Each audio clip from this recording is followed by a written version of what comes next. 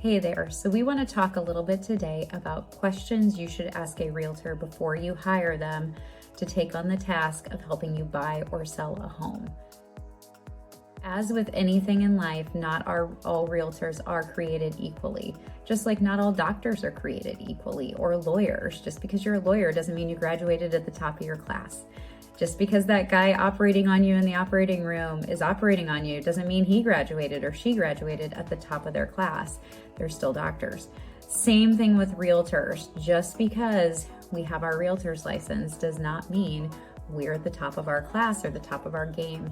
So these questions become extremely important when you are interviewing a realtor. So let me tell you the questions I would ask a realtor if I was interviewing a realtor for myself personally. Number one question I would ask is, are you a full-time or a part-time agent? This may come as a huge surprise to you, but in Central Ohio, there's over 10,000 realtors right now, and many of them are part-time, which means that they work a full-time job, they have other responsibilities that us normal people have, as well as working a full-time job, and then they do real estate on the side as a hobby. It's not a super expensive hobby to them because we pay several $1,000s a year in fees, and we pay several more $1,000s a year for things like continuing education and broker fees. But if they sell 1 or 2 houses a year, they feel pretty good about holding on to or maintaining that license so that they can help cousin Bob when he needs to buy or sell a house. What you want though, you want a full-time agent, especially if you're in this particular market. Here's why. If you're buying a house, you don't want to have to wait on a part-time agent to get off work to take you to a house. Okay, it's been way too quick moving of a market to be on hold and waiting for someone else to get done with their other 3 responsibilities before they can take you out. You want a realtor whose full-time job is working with buyers and sellers. If you're selling your house, you want an agent that's able to pick up their phone all day, all evening, answering questions about your property when potential buyers are calling, wanting information about your home. So that is why you should pick a full-time agent over a part-time agent. Okay. Number 2 question that I would always ask any realtor that I was interviewing is, how many homes have you sold in my specific area? Central Ohio is big. Believe it or not, I have access to MLS that will take me all the way down to almost Cincinnati, all the way over to Dayton, all the way up almost into Cleveland and Toledo. Our MLS is the biggest one in the state, which means I have access to all these great listings. But that doesn't mean I personally, or any realtor personally, is an expert from Cleveland to Cincinnati, okay? So I'm licensed to help people in the entire state of Ohio, but if somebody called me and said, hey, we're thinking about buying a house in Springfield, for example, outside of Dayton, I personally would call up my agent friends that are in Springfield, and I would interview them on behalf of my client, and I would refer my client to an expert in that area. It does not do my client justice, and it's my responsibility to put my client's needs ahead of my own. It's called a fiduciary responsibility.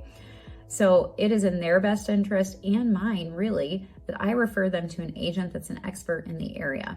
So if you're thinking about selling your house and you live in the outskirt areas of Columbus, especially, ask the people you're interviewing, how many homes have you sold in my specific area? And they should be able to tell you.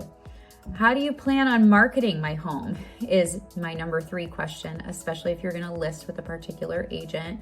I personally have a huge marketing plan that I go through step by step with my clients. And it's important that you know that they're not just going to throw your house on the MLS and stick a sign in the yard. Their job responsibilities go far beyond sign in the yard and throw it on the MLS. Yes, by putting it on the MLS, it's also going to get kicked out to websites like Realtor, Trulia, Zillow, all those fun third-party sites that everybody explores in order to get their feet wet in real estate. But what are they doing beyond that? What does their marketing plan look like that sets them apart from the other agents? What sort of photography do they use? Do they take video? Will they virtually stage? Will they professionally stage? Are they gonna door knock my neighborhood? Are they going to do social media marketing? That's just the tip of the iceberg when it comes to asking this loaded question of what is this particular agent going to do to market your home. So that's a critical one for you guys that are thinking about selling. Be sure to ask that question. Last but not least, and this is probably the most important question you can ask, is how are you going to communicate with me? You as a buyer or seller have busy lives, okay? And not everybody likes to be communicated with the same way. I have some clients that only like to be, the recipients of a phone call. So whether I have good news, bad news, a question, they want me to pick up the phone and actually talk to them. Some people are exclusively text message people. Other people don't have access to their phone for 8 to 10 hours a day because their work doesn't allow phone calls, so they prefer an email. It is critical that your agent can communicate with you how you like to be communicated with, when you like to be communicated with, and that you are equally as communicative as your agent, if not more.